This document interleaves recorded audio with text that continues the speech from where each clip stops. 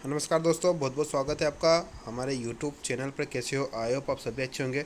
तो यहाँ पर अतिथि शिक्षकों के लिए एक बड़ी अपडेट देखने को मिल रही है। आप सबको पता है दोस्तों कि मध्य प्रदेश में अतिथि शिक्षक लगातार नियमितीकरण की मांग को लेकर हाई कोर्ट में याचिका दायर कर रहे हैं और उनकी याचिका को यहाँ पर डिस्पोज किया गया और यहाँ पर डीपीआई ने उसी याचिकाओं को लेकर एक यहाँ पर लेटर जारी किया है और इसमें बताया गया है कि किस तरह से अतिथि शिक्षकों को नियमित करने का नियम है ना। तो उस नियम के तहत हम अतिथि शिक्षकों को नियमित कर रहे हैं, तो वो देख लीजिए।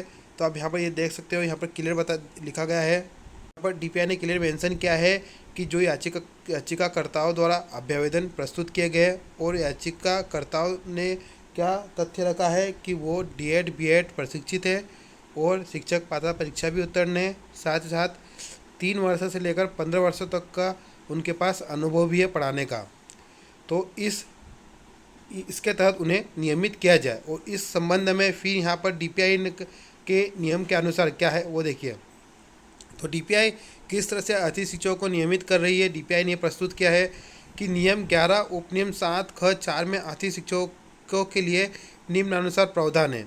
क्या प्रावधान है कि शैक्षणिक संवर्ग अंतर्गत सीधी भर्ती के शिक्षकों के पदों के उपलब्ध रिक्तियों की 25% रिक्तियाँ अतिथि शिक्षक वर्ग के लिए आरक्षित की जाएगी, जिनके द्वारा न्यूनतम 3 शैक्षणिक सत्रों में एवं 200 दिवस मध्य प्रदेश शासन द्वारा संचालित शासकीय विद्यालयों में अतिथि शिक्षक के रूप में कार्य किया गया है।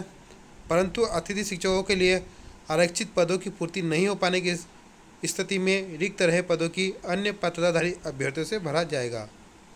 मतलब कि दोस्तों डीपीआई का कहना है कि जो शैक्षणिक संवर्ग के जो नियम है उसके अनुसार अतिथि शिक्षकों को नियमित सिर्फ उसी तरीके से किया जाएगा, और वो है कि उन्हें 25% उनकी रिक्तियाँ अलग से आरक्षित कर दी गई है, उनमें मेरिट वाइज उनको नियमित किया जाएगा। मतलब कहने का मतलब यही है कि आपको एग्ज़ाम देना है, 25% में आपको अपना मेरिट बनाना है। तो इसके अलावा यहाँ पर कोई भी अतिथि शिक्षक को नियमित करने का नियम नहीं है। देखिए क्लियर कहा है कि याचिकाकर्ताओं द्वारा अपने अभ्यावेदन के साथ प्रस्तुत संचालनालय के पत्र क्रमांक ये जो दिया गया है ना 11/9/19 प्रस्तुत किया गया है। ओके, जिसमें भी यह उल्लेखित है कि शिक्षक भर्ती हेतु आयोजित परीक्षा में 25% पद अतिथि शिक्षकों हेतु आरक्षित किए गए हैं। इसी अनुसार कार्रवाई की जाएगी। उक्त तथ्यों से स्पष्ट है कि अतिथि शिक्षकों को नियमित किए जाने का कोई प्रावधान नहीं, सीधे नियमित किए जाने का कोई प्रावधान नियम नहीं है।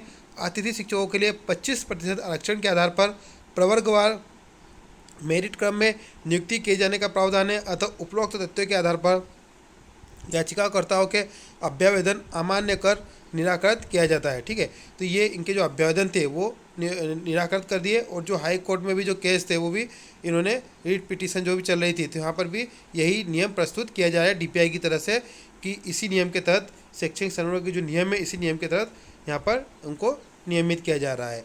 तो यहाँ पर दोस्तों देखिए सिंपल सी बात है, डीपीआई जो है, डीपीआई से अगर आप मांग रख रहे हो तो वो इन्हीं नियमों के आधार पर ही चलेगी। वो नियम ठीक है, उनके जो शैक्षणिक संवर्ग के नियम बने हैं उसी आधार पर ही कार्रवाई होगी। तो मिलते हैं नेक्स्ट वीडियो में, तब तक के लिए जय हिंद जय भारत।